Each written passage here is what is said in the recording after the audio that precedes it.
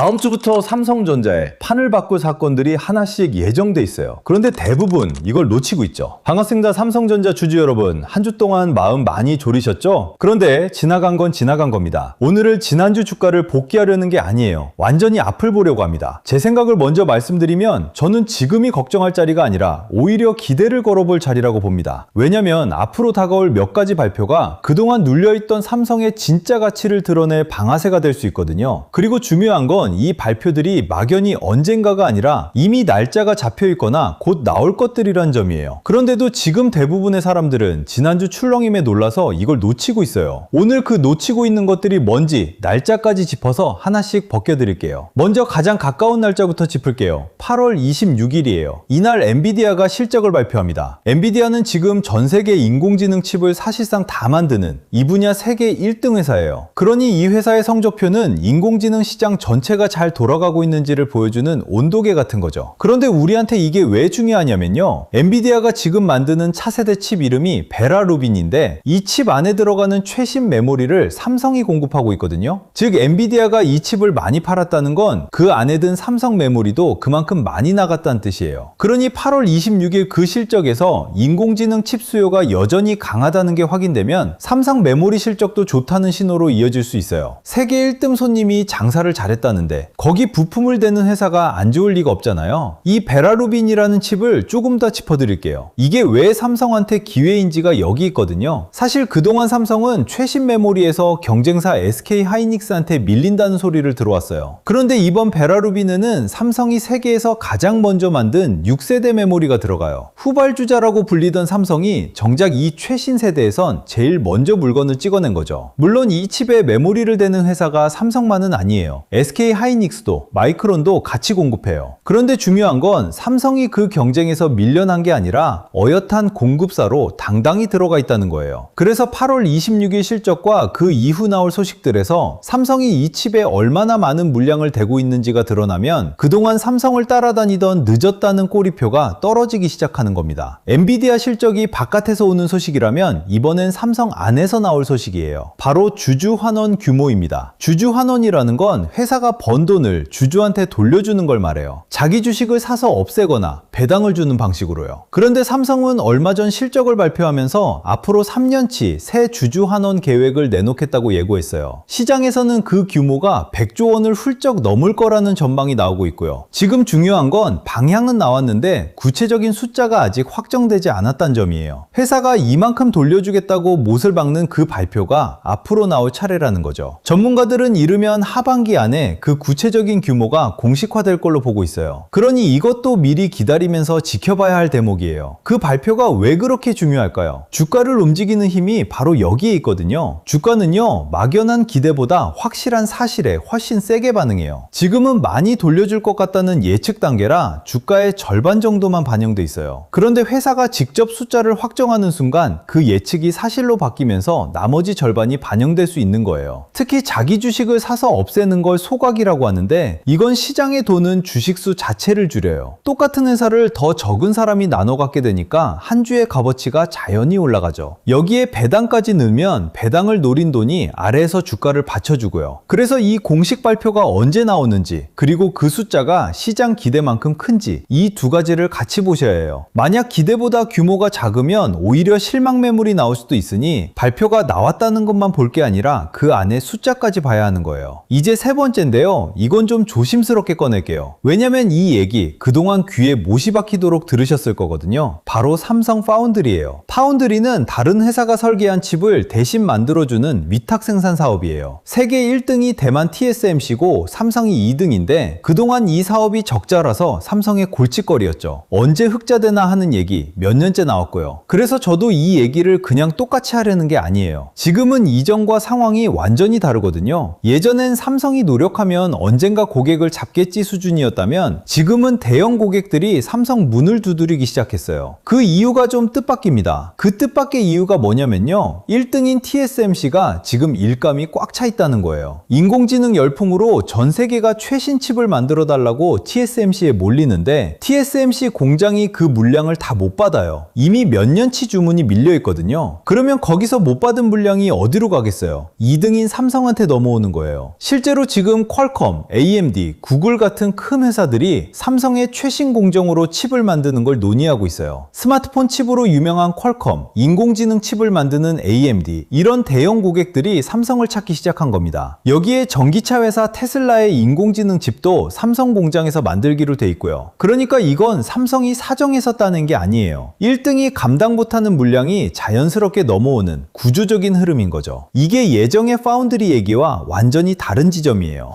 다만 여기서 냉정하게 봐야 할 것도 있어요. 손님이 문을 두드리는 것과 실제 계약을 맺고 돈이 들어오는 건 다르거든요. 이 대형 고객들이 삼성과 계약을 확정하려면 삼성이 만든 칩의 완성도가 그들 기준을 넘어야 해요. 예를 들어 퀄컴 같은 회사는 불량 없이 잘 만드는 비율이 일정 수준을 넘어야 대량 주문을 준다고 알려져 있어요. 그 문턱을 삼성이 넘느냐가 관건인 거죠. 그래서 앞으로 나올 소식에서 이 대형 고객들과의 계약이 실제로 확정됐는지, 그리고 미국에 새로 짓는 공장이 예정대로 돌아가기 시작하는지, 이런 게 하나씩 확인되면 몇 년째 적자던 이 사업이 드디어 돈 버는 사업으로 바뀌는 신호가 됩니다. 그게 확인되는 순간 삼성을 짓누르던 가장 큰 걱정 하나가 통째로 사라지는 거예요. 여기까지가 세 가지였는데 하나 더 있어요. 어쩌면 이게 가장 밑바탕이 되는 얘기일 수 있어요. 바로 메모리 값 자체가 오르고 있다는 겁니다. 지금까지는 인공지능에 쓰이는 특수한 고급 메모리, 그러니까 HBM 얘기만 많이 나왔잖아요. 그런데 최근 들어서는 우리가 흔히 쓰는 일반 메모리 값까지 같이 오르기 시작했어요. 컴퓨터나 스마트폰에 들어가는 보통 D램, 그리고 저장 장치에 쓰이는 낸드라는 메모리요. 이 값들이 다 같이 뛰고 있는 거예요. 이게 왜 중요하냐면요. 그동안은 삼성이 고급 메모리 하나는 잘 팔지만 나머지 일반 제품은 그저 그렇다는 시각이 있었어요. 그런데 지금은 삼성이 만드는 메모리 거의 전부의 값이 오르는 상황이에요. 한 종목만 잘 나가는 게 아니라 회사가 파는 물건 전체가 비싸지고 있다는 거죠. 실제로 최근 우리나라 메모리 수출 금액이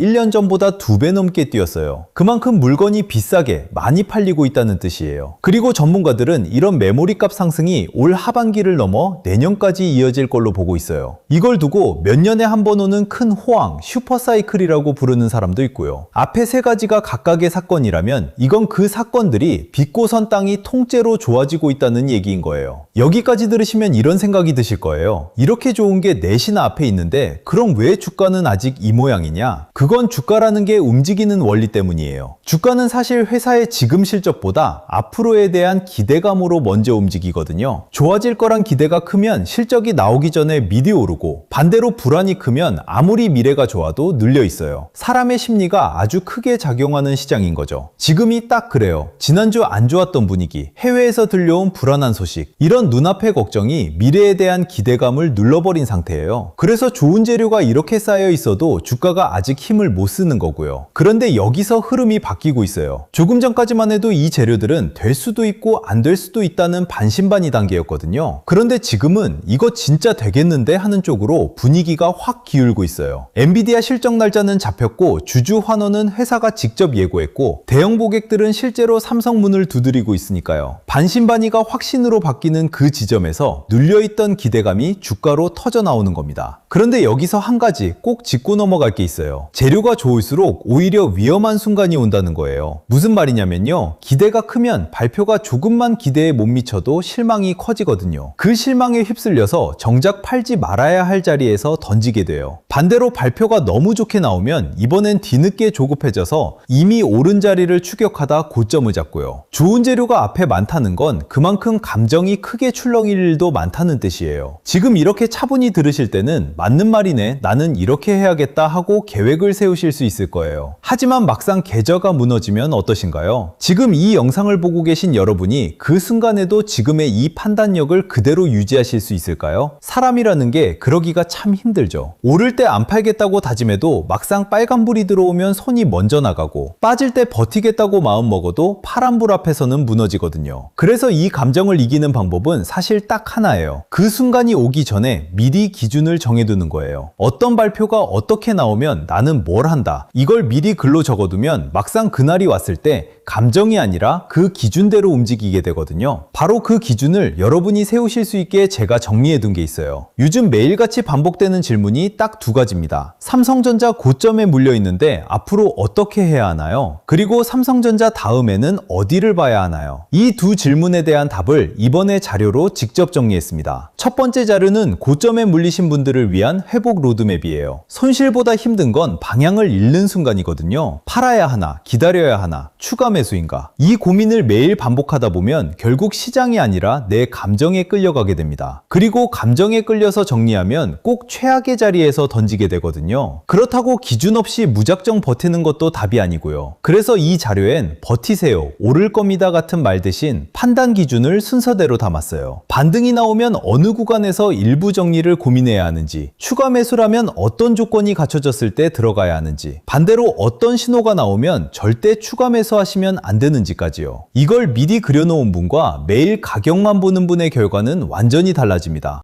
두 번째 자료는 다음 순환매 후보군 리스트입니다. 유주시장. 어제는 반도체가 오르고 오늘은 조선, 내일은 방산이잖아요. 이걸 뒤늦게 알고 따라 들어가면 딱 고점을 잡게 되거든요. 그래서 제가 매일 체크하는 업종들을 정리했어요. 어디에 자금리 초기 신호가 보이는지, 어디는 이미 고점 부근이라 조심해야 하는지, 특정 종목을 따라 사라는 자료가 아니라 시장의 큰 흐름을 읽는 기준입니다. 그리고 전에 보내드렸던 자료를 다시 요청하시는 분들도 많아서 이것도 같이 공유해 드릴게요. 하나는 제가 15년 동안 매일 작성하고 있는 시나리오 매매일지예요. 상승, 조정, 횡보 이렇게 세 가지로 나눠서 각 상황마다 어떻게 대응할지를 미리 짜뒀습니다. 매일 아침 보시면 그날 시장을 어떻게 봐야 할지 기준이 잡히실 거예요. 또 하나는 제가 직접 만든 자가진단 시트인데요. 향단, 비중, 멘탈 상태를 입력하시면 1분 만에 내 계좌 위험 등급이 나오는 시트입니다. 내 상태를 알아야 다음 대응을 정할 수 있잖아요. 이 진단 시트가 그 첫걸음을 잡아드릴 거예요. 그리고 신청하신 분들께는 제가 운영하는 무료 흐름 공유방 입장 안내도 함께 드려요. 솔직히 자료는 한 번 받는 걸로 끝나는 면이 있잖아요. 그런데 시장은 매일 바뀌죠. 갑자기 굵직한 이슈가 터지거나 분위기가 달라질 때 영상보다 조금 더 빠르게 중요한 내용을 공유해 드리는 곳이에요. 자료로 기준을 만들고 공유방에서 그 기준을 실제 시장에 어떻게 적용하는지 함께 확인하는 구조라고 보시면 됩니다. 여기에 더해서 댓글로 종목 물어보시는 분들이 많아서 제가 하루에 20분 정도 산정해서 국내는 물론 해외 주식까지 무료로 봐드리는 시간도 가지려고 해요. 여기서 확실하게 말씀드릴게요. 이 자료들은 전부 무료입니다. 유료 상품도 매수 매도 타점을 알려드리는 것도 아니에요. 제가 드리고 싶은 건 시장을 바라보는 기준 하나예요. 그 기준만 서 있어도 작은 변동에 흔들리는 일이 훨씬 줄어들거든요. 저는 구독과 좋아요, 댓글에 구독 완료라는 인사 하나면 충분합니다. 그 응원으로 채널이 크는 거라 서로가 서로를 돕는 구조예요. 받는 방법은 간단합니다. 첫째, 구독과 좋아요. 둘째, 댓글에 구독 완료라고 남겨주세요. 셋째, 설명란이나 고정 댓글의 링크로 들어와 자료를 신청해 주시면 됩니다. 신청 완료하시면 자료와 함께 무료 흐름 공유방 안내도 같이 받아보실 수 있어요. 다만 최근 유료 리딩방에서 제 정보만 빼가 돈을 받고 파는 일이 있다고 합니다. 그래서 업자인지 확인 후에 발송해 드리고 있고요. 저는 금전적인 요구를 절대 하지 않으니 사칭 사기에 유의하세요. 지금 물려 계신 분도, 직형만 보시는 분도, 오늘 막 들어오신 분도 처한 자리는 다 다르시죠? 그래도 결국 확인할 건 내 계좌 하나예요. 앞으로 다가올 이 발표들 여러분이 날짜까지 일일이 외우실 필요 없어요. 그때그때 제가 정리해서 짚어드릴 테니 여러분은 편한 마음으로 이 큰 흐름만 같이 봐주시면 됩니다. 다음 영상에서는 오늘 말씀드린 재료들 중에 어떤 게 먼저 움직이는지 그 첫 신호를 짚어드릴게요. 오늘 하루도 고생 많으셨습니다. 끝까지 시청해주셔서 감사합니다.